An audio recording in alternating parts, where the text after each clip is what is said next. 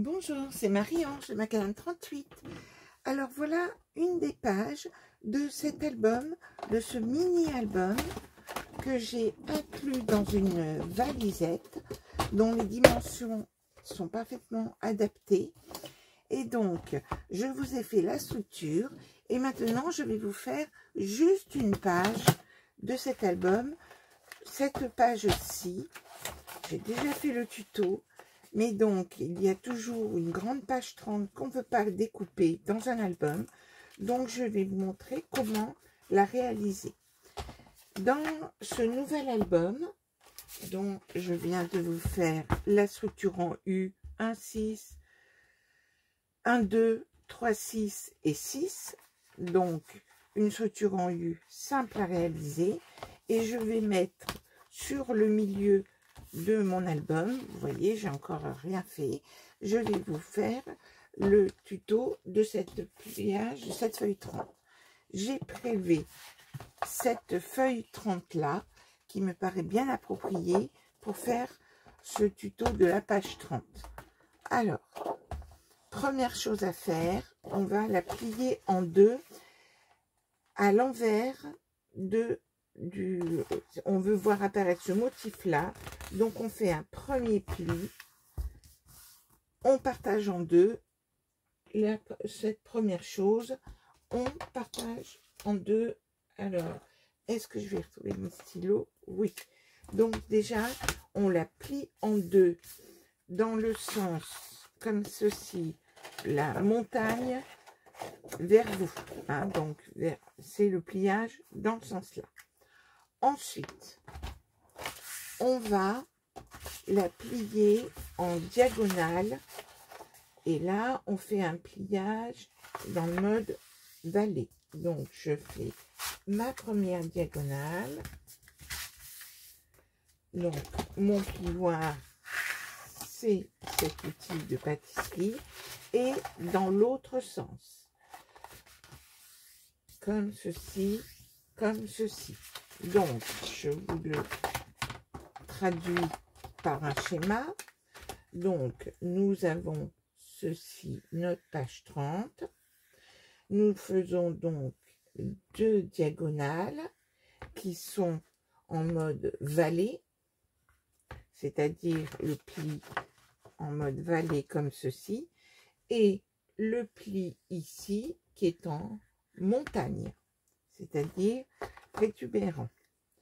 Ensuite, je la replie, donc suivant les plis en deux, et je vais faire des plis à 7 ici, donc à 7, c'est-à-dire à 3 pouces. Ici, je vais faire des plis à 3 pouces, soit 7,5, etc., 7,6 à chacun des angles ici, comme ceci, qui vont se rejoindre sur ma diagonale. Donc, en fait, je me positionne, je prends ma feuille comme ceci. On a tous des graduations en pouces, donc soit vous visez 7,6, mais donc moi je vise bien 3 pouces, hein, c'est-à-dire le quart de ma feuille. Et je fais un pli, je descends jusqu'à l'intersection ici. Je fais mon pli, je vais jusqu'à l'intersection ici. Je tourne la page pour faire le pli ici. Donc, je me mets dans l'autre sens. Je me mets à 3 pouces et je fais mon autre pli ici. Et je fais ça sur tous les angles, donc je le fais que 2 fois puisque j'ai plié ma feuille en deux, comme ceci, et l'autre partie, je me mets à 3 pouces et je descends comme ceci. C'est-à-dire que nous allons avoir ici, donc, les plis. Vous les voyez, ils sont ici, ici, ici, ici, ici, ici, ici, ici. Et donc, maintenant, je me positionne, je marque l'angle ici, je rabats comme ceci et je le plie comme ceci.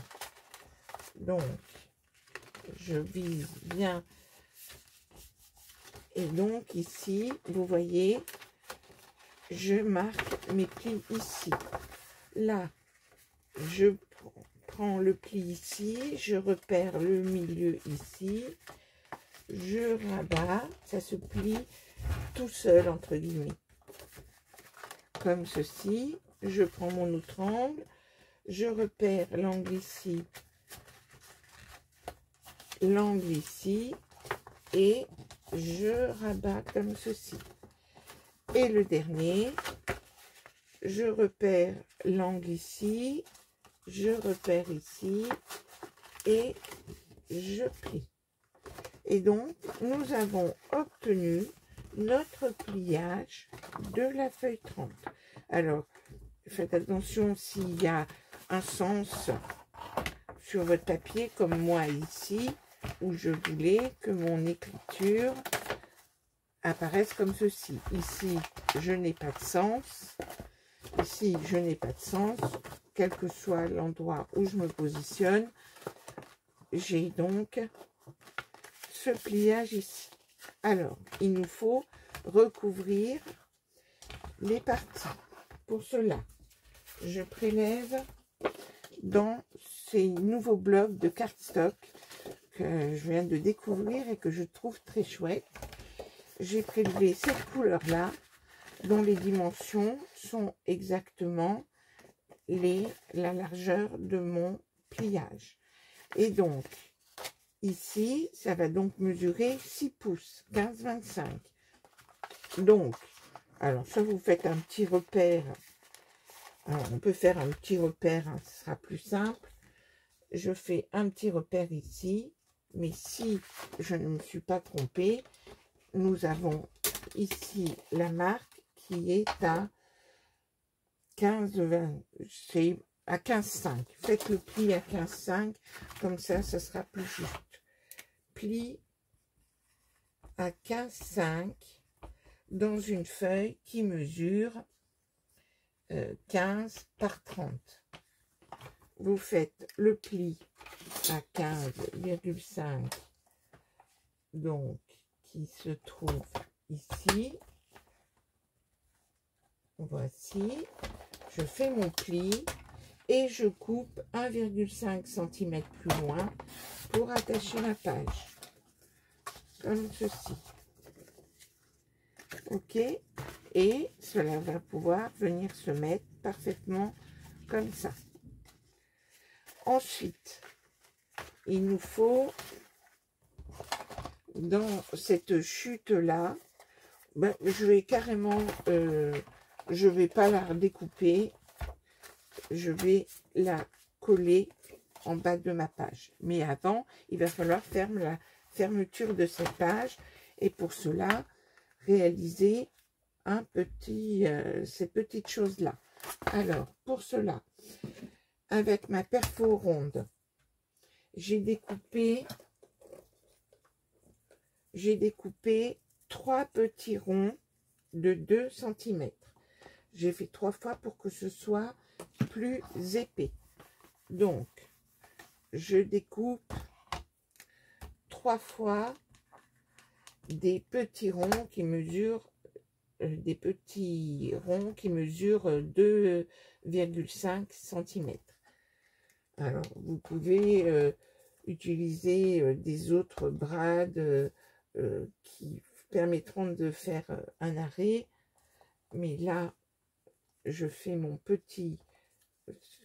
espèce de petit passant, donc comme ceci. Alors, j'ai pas encore de chute pour le couvrir, mais blanc, ça ira très bien. Alors, je pourrais prélever cette couleur-là, mais je la joue comme ça. Je vais faire un trou au milieu. Je le fais avec ma crocodile. je fais un petit trou au milieu, comme ceci, et j'utiliserai ce brad comme ceci. Et je vais donc le mettre au milieu ici. Donc, je prends le milieu, ici, je mets 15, et je me mets sur mon petit morceau qui mesure donc 15 par, ici j'ai donc un 5, et ici j'ai donc 15,5. Hop. Et je fais un trou ici qui est à 2,5 cm et au milieu de ma page, c'est-à-dire 7,5 ici. Donc, je fais mon repère ici, je fais mon trou, hop, et je peux ainsi mettre mon brad ici, je referme, et j'ai ainsi fait ceci. Je prends un bout de ruban, une vingtaine de centimètres, 20 cm de ruban, 20 cm ruban, et je vais le positionner sur ma structure. Alors, est-ce que j'ai encore besoin? Je n'ai plus besoin de mon massicot, je n'ai plus besoin de ceci. Et donc, sur ma page, donc j'ai décidé de le faire sur le milieu. Je vais repérer le milieu de ma page. Donc, je repère le milieu de 16. Ma page fait 16. Je repère à 8. Et je vais mettre mon ruban. Donc, je le positionne comme ceci. Vous savez comment je procède. Je mets du scotch. Je retourne le bout de mon ruban. Et je remets du scotch. Et je sais que cela tiendra parfaitement. Je peux ainsi coller mon morceau. Alors, on n'est pas obligé de le faire aussi long.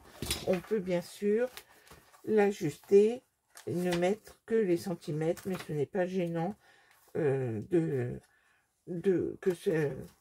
ça dépasse. Donc ici, je peux d'ores et déjà coller ce morceau-là.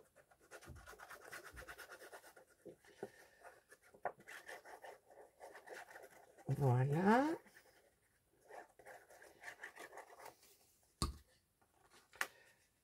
Je le centre sur ma page. Ici. Et puis, je colle maintenant en haut sur ma patte de 1,5. Je vais aligner sur le haut comme ceci. Et maintenant, je n'aurai plus qu'à coller cette partie-là ici. Donc, je mets de la colle. Donc, c'est là qu'il faut que vous soyez attentif au sens, si vous avez le sens du motif, hein, de bien vérifier que vous êtes dans le bon sens. Donc, je mets déjà de la colle ici. Je l'aligne ici, comme ceci. Et je mets maintenant de la colle sur cette partie-là. Donc, on ne met pas la colle ici parce qu'il y a des parties où il n'y en aura pas. Comme ceci. Je mets bien de la colle de partout. Alors, je dois avouer que je ne vois pas bien ce que je fais ici sur mon... La luminosité n'est vraiment pas bonne. Je referme.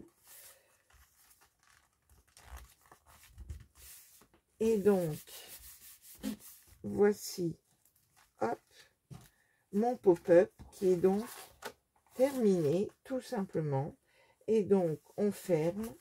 Mon ruban est un peu long. Et donc, ma page est ainsi faite. Et voilà pour une page 30. Donc, on pourra s'amuser à mettre des petites photos, si on le souhaite, des petits mots. Mais donc, cela fait toujours son petit effet, surtout si vous avez une jolie page avec un joli motif. Et voilà pour ce tuto. À très bientôt.